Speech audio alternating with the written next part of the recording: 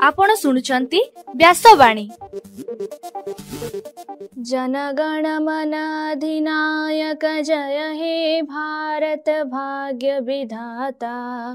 पंजाब सिंधु गुजरात मराठा द्राविड उत्कल बंग।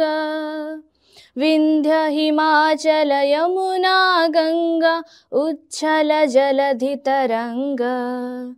तब शुभ नामे जागे तब शुभ आशीष मागे। गाए तब जय गाथा जनगण मंगलदायक जय हे भारत भाग्य विधाता।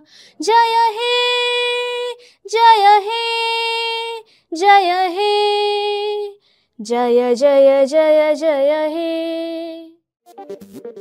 या कुंदेन्दु तुषार हार धवला। या शुभ्र वस्त्रामृता। या वीणा वरदंड मंडित करा। या श्वेत पद्मासना। या ब्रह्मा श्रुत शंकर प्रभृति देवै सदा वंदिता। सा मां पातु सरस्वती भगवती। निशेष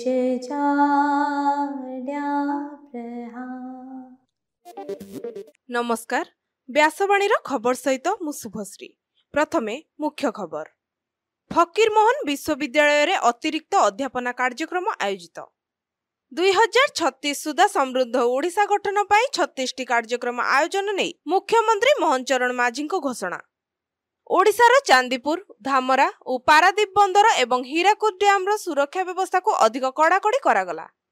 भारत पाकिस्तान मध्य उत्तेजना वृद्धि। भारत रे लागू हेला बेसामरिक प्रतिरक्षा नियम। भारत विपक्ष रे पाकिस्तान रो गुजब प्रचार को विश्वास न करिबा लागि लोकमानंको परामर्श देले सरकार।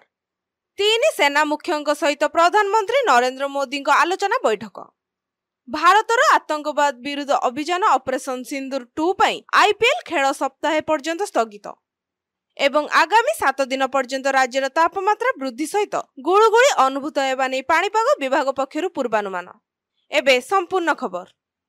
फकीरमोहन विश्वविद्यालयर पीएमआईआर स्नातकोत्तर विभाग पक्षरु गतकाली एक अतिरिक्त अध्यापना कार्यक्रम आयोजित होई जायछि। एही कार्यक्रम रे मुख्य अतिथि भावे विश्वविद्यालयर कुलपति प्रोफेसर संतोष कुमार त्रिपाठी जोगदेई अतिथि मानक स्वागत करिथिले। भुवनेश्वर स्थित इंटरनेशनल मैनेजमेंट इंस्टीट्यूट बा आईआईएम रो प्रोफेसर सुप्रीति मिश्र एवं प्रोफेसर प्रत्युष बानर्जी विषय विशारद भावे एथिरे जोग देइथिले। उभय प्रोफेसर निजर मूल्यवान व्याख्यान उपस्थापन करिथिले। विश्वविद्यालयर स्नातकोत्तर परिषदर अध्यक्ष प्रोफेसर भास्कर बेहेरा एही कार्यक्रम रे उपस्थित थिबा बेले अध्यापक अध्यापिका गवेषणारत छात्र छात्री माने जोग देइथिले। राज्य लोकसभा भवन रे विजन ओडिशा 2036 और 2047 पई एक राज्य स्तरीय परामर्श कर्मशाला गतकाली अनुष्ठित होई जायछि। मुख्यमंत्री मोहन चरण माझी एथिरे जोग देई कहिसंति जे 2036 सुधा समृद्ध ओडिशा गठन हेबो। एथिपई 36टी कार्यक्रम प्रस्तुत करा जायछि। मुख्यमंत्री कहिसंति जे 2036 सुधा ओडिशा को $500 बिलियन अर्थनीति रे परिणत करा जिवो एवं समाजर शेष स्तर रे थिबा लोक जेपरि सब प्रकारर मौलिक सुविधा पाई परिबो सेथिपई पदक्षेप निया जिवो। राज्यर अर्थनीति, शिल्प, शिक्षा, स्वास्थ्य, भित्तिभूमि, कृषि, पर्यटन, विज्ञान, गवेषणा, अभिनव चिंताधारा आदि 36 विभाग रे उन्नयनमूलक कार्यक्रम प्रस्तुत करा जिवो बोली मुख्यमंत्री श्रीजुक्त माझी कहिसंति। भारत और पाकिस्तान मध्य चलिथिबा आक्रमण को केंद्र करी ओडिशा रे अति जरूरीकालीन सतर्कतामूलक पदक्षेप ग्रहण करा जायछि। भुवनेश्वर विमान बंदर समेत पारादीप, गोपालपुर, धामरा बंदरर सुरक्षा व्यवस्था को कड़ाकड़ी करा जायछि। ଭଦ୍ରକ ଜିଲ୍ଲାରେ ଥିବା ଏସିଆ ମହାଦେଶର ବୃହତ୍ତମ ବାଣିଜ୍ୟିକ କେନ୍ଦ୍ର ଧାମରା ବନ୍ଦର ଏବଂ କ୍ଷେପଣାସ୍ତ୍ର ପରୀକ୍ଷଣ କେନ୍ଦ୍ର ଅବଦୁଲ କଲାମ ଦ୍ୱୀପକୁ ସମ୍ପୂର୍ଣ୍ଣ ସୁରକ୍ଷା ବଳୟ ମଧ୍ୟରେ ରଖାଯାଇଛି। ସେହିପରି ଚାନ୍ଦିପୁରରେ ଥିବା ଆଇଟିଆର ଓ ପ୍ରତିରକ୍ଷା ଗବେଷଣା କେନ୍ଦ୍ରକୁ ସମ୍ପୂର୍ଣ୍ଣ ସୁରକ୍ଷା ବଳୟ ମଧ୍ୟରେ ରଖାଯାଇଛି। ଏ ସମ୍ପର୍କରେ ଗତକାଲି ଚାନ୍ଦିପୁରଠାରେ ଭାରତ ସରକାରଙ୍କ ଦ୍ୱାରା ଏକ ଗୁରୁତ୍ୱପୂର୍ଣ୍ଣ ବୈଠକ ବସିଥିଲା ଏବଂ ଏହାର ଅଧିକ ସୁରକ୍ଷା ବ୍ୟବସ୍ଥା ନେଇ ଆଲୋଚନା ହୋଇଥିଲା। ଯୁଦ୍ଧ ପରିସ୍ଥିତିକୁ ନଜରରେ ରଖି ଭୁବନେଶ୍ୱରରୁ ଚଣ୍ଡିଗଡ଼ ଓ ଗାଜିଆବାଦକୁ ଚଳାଚଳ କରୁଥିବା 2ଟି ବିମାନକୁ ମଧ୍ୟ ବାତିଲ କରାଯାଇଛି। ଭାରତ ଓ ପାକିସ୍ତାନ ମଧ୍ୟରେ ଉତ୍ତେଜନା ବୃଦ୍ଧିକୁ କେନ୍ଦ୍ର କରି ଭାରତରେ ବେସାମରିକ ପ୍ରତିରକ୍ଷା ନିୟମ 1968 ଲାଗୁ କରାଯାଇଛି। ଗୃହ ମନ୍ତ୍ରଣାଳୟ ପକ୍ଷରୁ ଏନେଇ ସବୁ ରାଜ୍ୟ ଓ କେନ୍ଦ୍ରଶାସିତ ଅଞ୍ଚଳକୁ ଚିଠି ଲେଖାଯାଇଛି। ଏହି ନିୟମ ଲାଗୁ ହେବା ଦ୍ୱାରା ଉଭୟ ରାଜ୍ୟ ଓ କେନ୍ଦ୍ରଶାସିତ ସରକାର ଜରୁରୀକାଳୀନ କ୍ଷମତା ପ୍ରୟୋଗ କରିପାରିବେ, ଅର୍ଥାତ୍ ବାହ୍ୟ ଶତ୍ରୁ ଆକ୍ରମଣ କିମ୍ବା ଆସନ୍ନ ବିପଦ ସମୟରେ ଉଭୟ ରାଜ୍ୟ ଓ କେନ୍ଦ୍ରଶାସିତ ସରକାର ସୁରକ୍ଷା ଓ ପ୍ରତିକାରମୂଳକ ବ୍ୟବସ୍ଥା ଲାଗୁ ପାଇଁ ନିଜେ ନିଷ୍ପତ୍ତି ନେଇପାରିବେ। ଭାରତ ପାକିସ୍ତାନ ମଧ୍ୟରେ ଯୁଦ୍ଧ ସ୍ଥିତି ଲାଗି ରହିଥିବା ବେଳେ ଭାରତ ବିପକ୍ଷରେ ପାକିସ୍ତାନ ଅନେକ ପ୍ରକାରର ମିଛ ଖବର ଓ ଗୁଜବ ପ୍ରଚାର କରୁଛି। ଭାରତୀୟ ଏଟିଏମ୍ରେ ଟଙ୍କା ନଥିବା, ଏଲ୍ପିଜି ଗ୍ୟାସ୍ ଖୁବ୍ ଶୀଘ୍ର ସରିଯିବା ଭଳି ମିଛ ଖବର ପାକିସ୍ତାନର କିଛି ସାମାଜିକ ଗଣମାଧ୍ୟମରେ ପ୍ରଚାରିତ ହେଉଛି। ଏଭଳି ଗୁଜବକୁ ବିଶ୍ୱାସ ନ କରିବା ଲାଗି ଲୋକମାନଙ୍କୁ ସରକାର କହିଛନ୍ତି। ଅନ୍ୟପକ୍ଷରେ ଦେଶର ସମସ୍ତ ପ୍ରକାର ଅତ୍ୟାବଶ୍ୟକୀୟ ସାମଗ୍ରୀର ଅଭାବ ନାହିଁ ବୋଲି କେନ୍ଦ୍ର ଖାଦ୍ୟ ଓ ସାଧାରଣ ବଣ୍ଟନ ମନ୍ତ୍ରୀ ପ୍ରହ୍ଲାଦ ଯୋଶୀ କହିଛନ୍ତି। ଦେଶବାସୀଙ୍କୁ ସେ ନିର୍ଭର ପ୍ରତିଶ୍ରୁତି ଦେଇ କହିଛନ୍ତି ଯେ ଦେଶରେ ଚାଉଳ, ଗହମ, ଡାଲି, ତେଲ ସମେତ ସବୁ ପ୍ରକାର ଖାଦ୍ୟ ସାମଗ୍ରୀ ମହଜୁଦ ଅଛି। ଆବଶ୍ୟକତା ଠାରୁ ଅଧିକ ଖାଦ୍ୟ ସାମଗ୍ରୀ କିଣିବାର କୌଣସି ଆବଶ୍ୟକତା ନାହିଁ ବୋଲି ସେ ଲୋକମାନଙ୍କୁ ପରାମର୍ଶ ଦେଇଛନ୍ତି।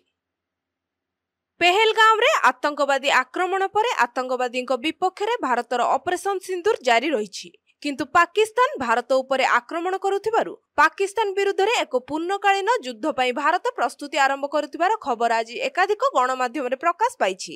ଏହାକୁ ନେଇ ପ୍ରଧାନମନ୍ତ୍ରୀ ନରେନ୍ଦ୍ର ମୋଦି 3 ସେନାବାହିନୀର ମୁଖ୍ୟମାନଙ୍କ ସହିତ ବିଚାର ଆଲୋଚନା କରୁଛନ୍ତି। ସେହିପରି ପ୍ରତିରକ୍ଷା ମନ୍ତ୍ରୀ ରାଜନାଥ ସିଂ, ଜାତୀୟ ସୁରକ୍ଷା ପରାମର୍ଶଦାତା ଅଜିତ ଡୋଭାଲଙ୍କ ସହିତ ପ୍ରଧାନମନ୍ତ୍ରୀ ଶ୍ରୀଯୁକ୍ତ ମୋଦି ଆଲୋଚନା କରିଥିବା ଜଣାପଡ଼ିଛି। ଭାରତର ସୀମାନ୍ତ ଅଞ୍ଚଳରେ ପାକିସ୍ତାନ ଏକାଧିକ କ୍ଷେପଣାସ୍ତ୍ର ଓ ଡ୍ରୋନ୍ ଦ୍ୱାରା ଆକ୍ରମଣ କରିଥିବା ଖବର ମିଳିଛି। ତେବେ ଭାରତ ଏହି ଆକ୍ରମଣକୁ ମୁକାବିଲା କରିବାରେ ସଫଳ ହୋଇଛି। ଗୁରୁବାର ମଧ୍ୟରାତ୍ରିରେ ପାକିସ୍ତାନ ପଟୁ 7 ଜଣ ଆତଙ୍କବାଦୀ ଭାରତ ମଧ୍ୟକୁ ଅନୁପ୍ରବେଶ ଉଦ୍ୟମ କରୁଥିବା ବେଳେ ଭାରତୀୟ ଯବାନମାନେ ସେମାନଙ୍କୁ ଗୁଳି କରି ମାରି ଦେଇଛନ୍ତି। ଅନ୍ୟପକ୍ଷରେ ଆତଙ୍କବାଦୀକୁ ସମର୍ଥନ କରୁଥିବା ପାକିସ୍ତାନକୁ ବିଶ୍ୱବ୍ୟାପୀ ନିନ୍ଦା କରାଯାଇଛି।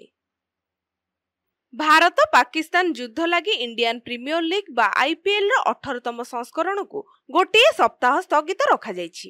ଖେଳାଳି ଓ ଦର୍ଶକଙ୍କ ସୁରକ୍ଷାକୁ ବିସିସିଆଇ ପ୍ରାଥମିକତା ଦେଇଛି। ଗୋଟିଏ ସପ୍ତାହ ପରେ ନୂଆ ଖେଳସୂଚୀ ଘୋଷଣା କରାଯିବ। Board of control for cricket in India ପକ୍ଷରୁ ଶୁକ୍ରବାର ଆଇପିଏଲ୍ ଅନିର୍ଦ୍ଦିଷ୍ଟ କାଳ ଲାଗି ସ୍ଥଗିତ କରାଯିବା ନେଇ ଘୋଷଣା କରିଥିଲା। ବର୍ତ୍ତମାନ ସୁଦ୍ଧା ଆଇପିଏଲ୍ 2025ରେ 57ଟି ମ୍ୟାଚ୍ ଖେଳାଯାଇଛି। ପଞ୍ଜାବ କିଙ୍ଗସ୍ ଓ ଦିଲ୍ଲୀ କ୍ୟାପିଟାଲ୍ସ ମଧ୍ୟରେ ଖେଳାଯାଇଥିବା 58ତମ ମ୍ୟାଚ୍କୁ ଅଧାରୁ ବନ୍ଦ କରାଯାଇଛି। ଗ୍ରୁପ ଷ୍ଟେଜ୍ରେ ଆଉ 12ଟି ମ୍ୟାଚ୍ ଓ 4ଟି ନକ୍ଆଉଟ୍ ମ୍ୟାଚ୍ ଖେଳାଯିବାର ଅଛି। ଆଇପିଏଲ୍ ଅଧ୍ୟକ୍ଷ ଅରୁଣ ଧୁମଲ କହିଛନ୍ତି ଯେ ଦେଶର ବର୍ତ୍ତମାନ ସୁରକ୍ଷା ପରିସ୍ଥିତିକୁ ଦୃଷ୍ଟିରେ ରଖାଯାଇ ବଡ଼ ନିଷ୍ପତ୍ତି ନେବାକୁ ପଡ଼ିଛି। ଏବେ ପାଣିପାଗ ଖବର। ଆସନ୍ତା 6ରୁ 7 ଦିନ ମଧ୍ୟରେ ରାଜ୍ୟର ସର୍ବୋଚ୍ଚ ତାପମାତ୍ରା 3ରୁ 5 ଡିଗ୍ରୀ ପର୍ଯ୍ୟନ୍ତ ବୃଦ୍ଧି ପାଇବ। ବାଲେଶ୍ୱର, ଭଦ୍ରକ, ଯାଜପୁର, କେନ୍ଦ୍ରାପଡ଼ା, ଜଗତସିଂହପୁର, କଟକ, ପୁରୀ, ଖୋର୍ଦ୍ଧା, ନୟାଗଡ଼, ଗଞ୍ଜାମ ଓ ଗଜପତି ଜିଲ୍ଲାର 1-2ଟି ସ୍ଥାନରେ ଉଷ୍ମ ସହ ଆର୍ଦ୍ର ଅବସ୍ଥା ଅଧିକ ହେବାର ସମ୍ଭାବନା ରହିଛି। 11ରୁ 13 ତାରିଖ ମଧ୍ୟରେ ଝାରସୁଗୁଡ଼ା, ସମ୍ବଲପୁର, ବଲାଙ୍ଗୀର, ବୌଦ୍ଧ ଓ ସୁନ୍ଦରଗଡ଼ ଜିଲ୍ଲାର 1-2ଟି ସ୍ଥାନରେ ଗ୍ରୀଷ୍ମ ପ୍ରବାହ ଲାଗି ରହିପାରେ। ତାହାକୁ ନଜରରେ ରଖି ଆଞ୍ଚଳିକ ପାଣିପାଗ ବିଜ୍ଞାନ କେନ୍ଦ୍ର ପକ୍ଷରୁ ସତର୍କ ସୂଚନା ଜାରି କରାଯାଇଛି। ଏବେ ଆସନ୍ତୁ ଶୁଣିବା ଆଜିର ସ୍ୱାସ୍ଥ୍ୟବାଣୀ। ଆଜି ଏଥିରେ ପ୍ରଚାର କରୁଛୁ ଅଂଶୁଘାତରୁ ନିଜକୁ ସୁରକ୍ଷିତ ରଖିବେ କିପରି। ଏବେ ସାରା ରାଜ୍ୟରେ ପ୍ରବଳ ଗ୍ରୀଷ୍ମ ପ୍ରବାହ ଜାରି ରହିଛି। ଦିନ ସମୟରେ ଅଧିକାଂଶ ସ୍ଥାନରେ ତାପମାତ୍ରା 40 ଡିଗ୍ରୀ ଉପରେ ରହୁଛି। ପ୍ରବଳ ଗରମ ସାଙ୍ଗକୁ ଗୁଳୁଗୁଳି ଅନୁଭୂତ ହେଉଥିବାରୁ ଅଂଶୁଘାତରେ ଶିକାର ହେବାର ଆଶଙ୍କା ରହିଛି। ବିଶେଷ କରି ବୟସ୍କ ତଥା ଅସୁସ୍ଥ ବ୍ୟକ୍ତି ଏବଂ ଗର୍ଭବତୀ ମହିଳାଙ୍କ ପାଇଁ ଅଂଶୁଘାତର ଆଶଙ୍କା ଅଧିକ ରହିଥିବାରୁ ସେମାନଙ୍କୁ ଅଧିକ ସତର୍କ ରହିବା ଲାଗି ସ୍ୱାସ୍ଥ୍ୟ ବିଶେଷଜ୍ଞଙ୍କ ପରାମର୍ଶ ଦେଇଛନ୍ତି। ଅଂଶୁଘାତରେ ଶିକାର ହେବା ପୂର୍ବରୁ ପ୍ରବଳ ଝାଳ ବୋହେ, ମୁଣ୍ଡ ବୁଲାଇ ଅନ୍ଧାର ଦିଶେ ଓ ବାନ୍ତି ଲାଗେ। प्रबल शोष हुए, मांसपेशी खांची धरे, अचेत किंबा बात मारिबा भली लक्षण देखा जाए। एमिति लक्षण देखादेले तुरंत डाक्तर को परामर्श नियंतु। सकाळे किंबा अपराह्न खरा कम थिबा बेले बाहर को जांतु। बाहर को जिबा पूर्वरु यथेष्ट पानी पियंतु। मुंडरे ओदा गामुछा बांधंतु। हालुका रंगर सूता पोशाक परिधान करंतु। छता और जोता व्यवहार करंतु। खरारे शारीरिक परिश्रम करंतु नाही। अधिक दूर बाट चलंतु नाही। मझिरे मझिरे छाईरे विश्राम नियंतु।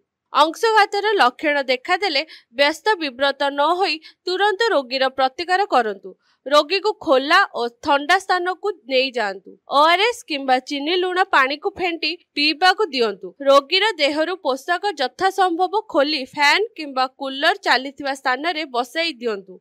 मुंड को धोई दियंतु एवं ओदा कपड़ा रे पोछि दियंतु। रोगी को पंखा, कूलर किंबा एसी पवन ने सुआई दियंतु।